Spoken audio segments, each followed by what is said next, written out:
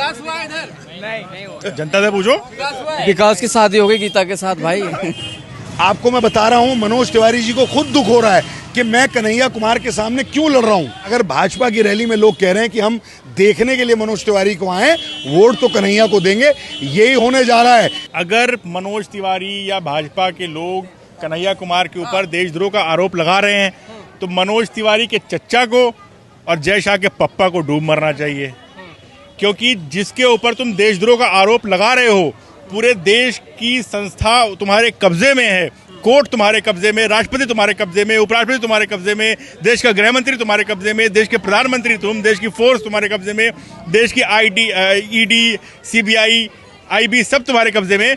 उसके बाद भी 15 दिन से ऊपर तुम उसको जेल में नहीं रख पाए और 6 साल हो गया, 8 साल हो गया इस बात को। मनोज तिवारी कह रहे हैं जांच चल रही है, जेल जाएंगे। मनोज तिवारी के पप्पा की बात कर रहे हैं आप, मनोज तिवारी की बात कर रहे हो। मनोज तिवारी 3rd ग्रेड का एक्टर है। मनोज तिवारी से तो हमारी लड़ाई नहीं है, हमारी लड़ाई तो मनोज तिवारी के पप्पा से है और जय शाह के पप्पा से है। मनोज तिवारी 3rd ग्रेड का एक्टर तो वही है ना, वो हमारा पार्षद है यहाँ से अलीम भाई, इसके सामने पार्षद का चुनाव नहीं जीत पाएगा मनोज तिवारी। आप मनोज तिवारी के कन्हैया कुमार का जोड़ मिला रहे हो। क्या लग रहा है यहाँ से इस बार कन्हैया कुमार वर्सेस मनोज तिवारी? कन्हैया कुमार 200%, मैं कह रहा हूँ 200%। मनोज तिवारी गया। नमस्कार, TNX न्यूज देख रहे हैं आप। फिलहाल मेरी मौजूदगी है उत्तर पूर्वी दिल्ली में, जहाँ पर मनोज तिवारी और कन्हैया कुमार के बीच में जो है कड़ी टक्कर देखने को मिल रही है। यहाँ पर लोग हैं, जनता है, जिनसे हम जानने की कोशिश कर रहे हैं कि यहाँ से फिर से जो है कन्हैया कुमार आएंगे या फिर मनोज तिवारी। क्या लग रहा है मनोज तिवारी और कन्हैया कुमार के बीच में टक्कर देखने को मिल रही है? टक्कर कहाँ है? कौन कह रहा है टक्कर है? मनोज तिवारी लगातार कोई टक्कर नहीं है यहाँ, और ना कोई टक्कर है ना कोई चक्कर है।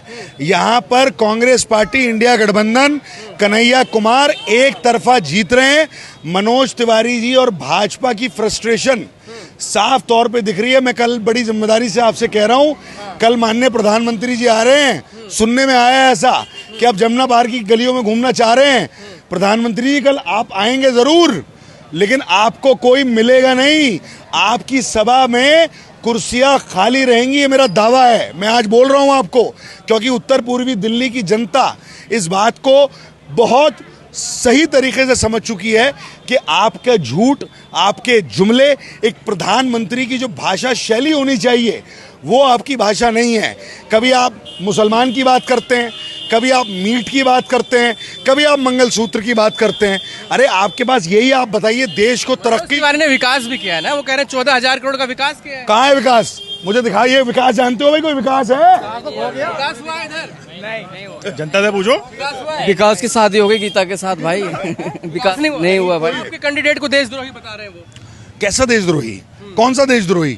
हमारा कुछ नहीं, वो कुछ नहीं है, सिर्फ मनगढ़ंत कहानी है, सिर्फ जुमलेबाजी है, बकवास है इनके पास। मैंने आपसे कहा ना, जब इनको कुछ नहीं मिलता तो ये पाकिस्तान की बात करते हैं, मुसलमान की बात करते हैं। यहाँ पर अधिकतर मुस्लिम खड़े हुए हैं।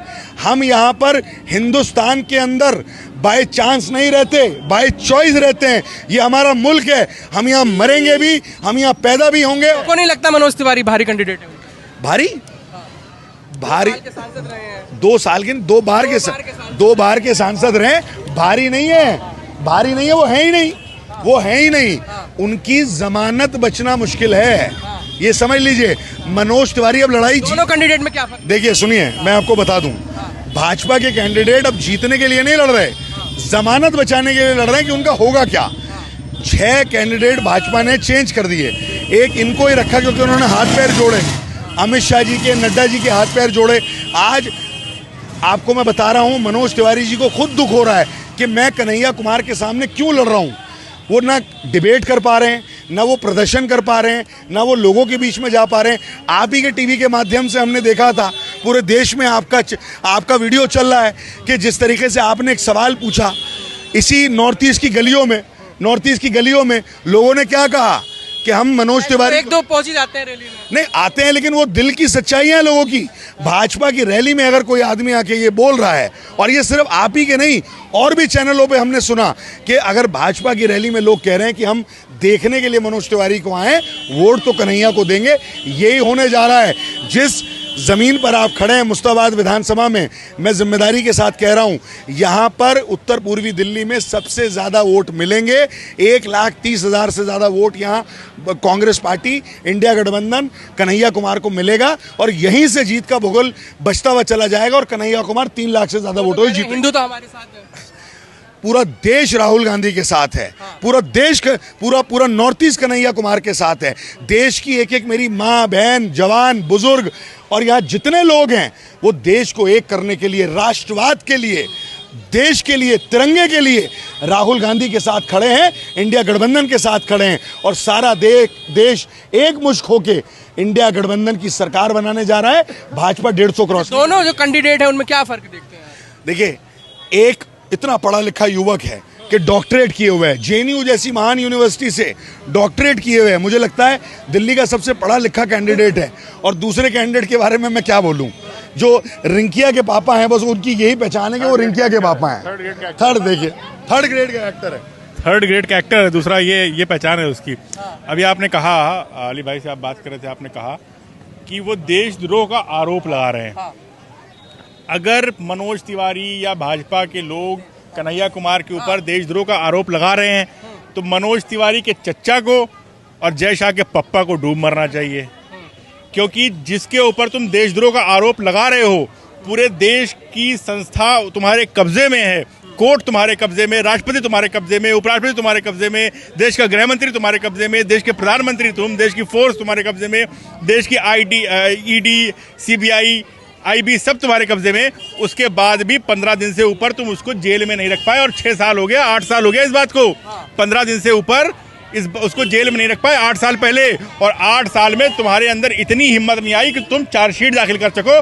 इसका मतलब अगर वो देशद्रोही है तो तुम नाकारा हो, निकम्मे हो, तुमको डूब मरना चाहिए, तब तुमको तुरंत इस्तीफा दे देना चाहिए। देश तुम्हारे हाथ में सुरक्षित नहीं है, तुम इतने नाकारा और निकम्मा हो। मनोज तिवारी कह रहे हैं जांच चल रही है, जेल जाएंगे। मनोज तिवारी के पप्पा की बात कर रहे हैं आप, मनोज तिवारी की बात कर रहे हो। मनोज तिवारी थर्ड ग्रेड का एक्टर है। मनोज तिवारी से तो हमारी लड़ाई नहीं है, हमारी लड़ाई तो मनोज तिवारी के पप्पा से है और जय शाह के पप्पा से है। मनोज तिवारी थर्ड ग्रेड का एक्टर तो वही है ना, यहाँ वो हमारा पार्षद है यहाँ से अलीम भाई। इसके सामने पार्षद का चुनाव नहीं जीत पाएगा मनोज तिवारी। आप मनोज तिवारी के कन्हैया कुमार का जोड़ मिला रहे हो। मनोज तिवारी और कन्हैया कुमार मैं बता रहा हूँ, मैं चैलेंज कर रहा हूँ मनोज तिवारी। इसके बाद हमारी कैंडिडेट की लड़ाई तो मनोज तिवारी के साथ है नहीं। पहली बात तो आप ये भ्रामक प्रचार करना बंद करो कि हमारे कैंडिडेट की लड़ाई मनोज तिवारी के साथ है।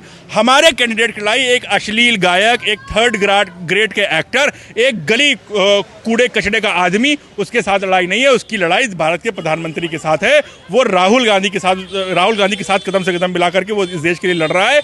अगर मनोज तिवारी को चुनाव जीतना है या कुछ बनना है तो मैं कह रहा हूं अलीम भाई के सामने मनोज तिवारी पार्षदी का चुनाव आके लड़ ले।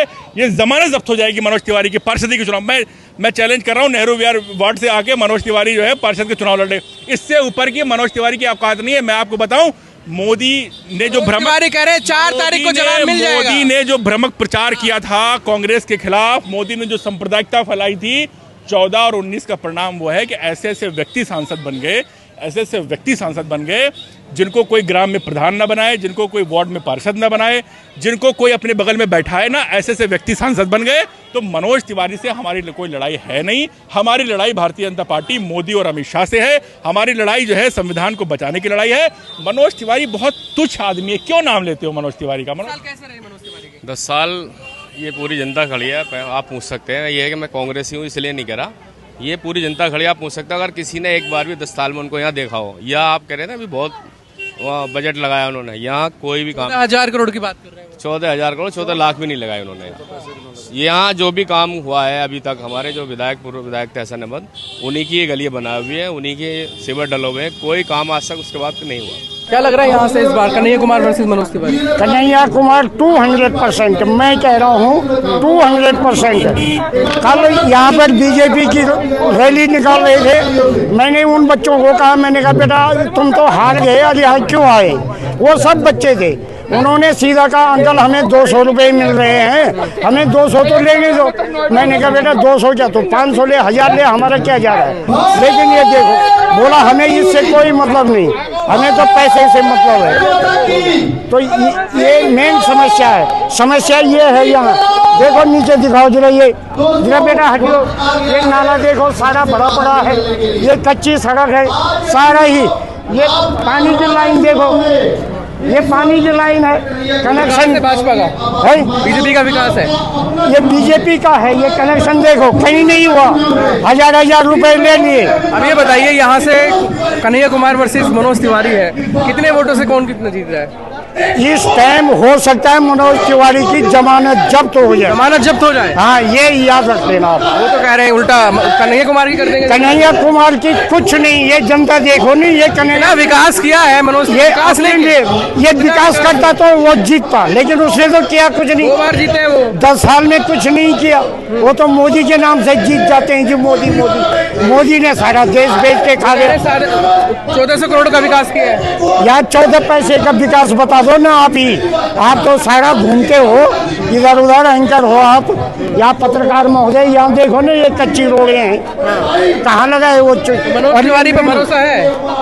मनोज तिवारी गया, कन्हैया कुमार पे भरोसा है? कन्हैया कुमार 100% आएगा। 100 नहीं बल्कि 200। बाहरी है वो, बिहार के हैं, बाहरी है। देखो बाहरी तो मनोज भी है, मनोज भी बिहार का है और ये भी बिहार का है। और जो ये है ना हमारा नरेंद्र मोदी, ये भी कौन से काशी उसका है, समझिए, वो भी तो देशद्रोही है वो। मेरी नजर में वो देशद्रोही है। बिना प्रोटोकॉल का उल्लंघन करके पाकिस्तान गया हो। कौन है? नरेंद्र मोदी। और कन्हैया कुमार को बोल रहे हैं। कन्हैया कुमार ने क्या कर दिया ऐसा? कन्हैया कुमार ने अभी तक ऐसा कुछ किया ही नहीं। और इस टाइम ये उत्तर पूर्वी दिल्ली परिवर्तन मांगता है। चाहे आप अगली बार काउंसलर भी हार जाएंगे इनके, एमएलए भी हार जाएगा, और ये तो इसी बार बोरा बिस्तरा बन चुका है इसका। मनोज तिवारी का।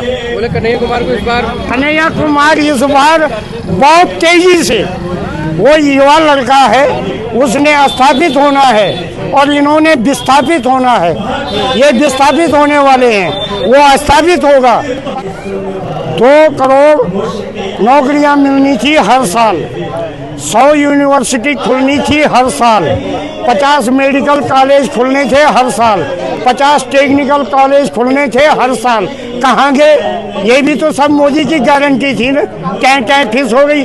मोदी अपने पिताजी का नहीं, माँ का नहीं, घरवाली का नहीं, पूरे परिवार का नहीं। वो हमारा क्या होगा? वो हमारा क्या होगा? क्या लग रहा है यहाँ इस बार यहाँ पे कन्हैया कुमार जीतेंगे नॉर्थ ईस्ट दिल्ली से। मनोज तिवारी मजबूत कैंडिडेट है? मजबूत कैंडिडेट मैं नहीं मानता। देखिए मोदी जी के चेहरे पे ही लड़ रहे हैं अभी। इनको नाम पे बोल रहे हैं 1400 किस चीज का विकास? आप ये चीज देखिए, ये विकास है, ये देखिए ये विकास, ये सारा विकास। यहाँ से निगम पार्षद, विधायक, सांसद तीनों ही भाजपा से हैं। जब ये हाल है, विकास हुआ नहीं हुआ? बिल्कुल विकास नहीं हुआ। विकास होता तो यहाँ पे दिख रहा होता। यहाँ की पब्लिक ऐसे देखो परेशान नहीं होती। यहाँ पे कहीं भी गली में चले जाओ, किसी भी रोड पे चले जाओ, इतना बुरा हाल है ना कि लगेगा कि आप गांव में आ गए हो। गांव में भी इससे बढ़िया होता है। अभी गांव में भी जाओगे तो लगता है कि हाँ इसकी बढ़िया जगह पर आ चुके हैं।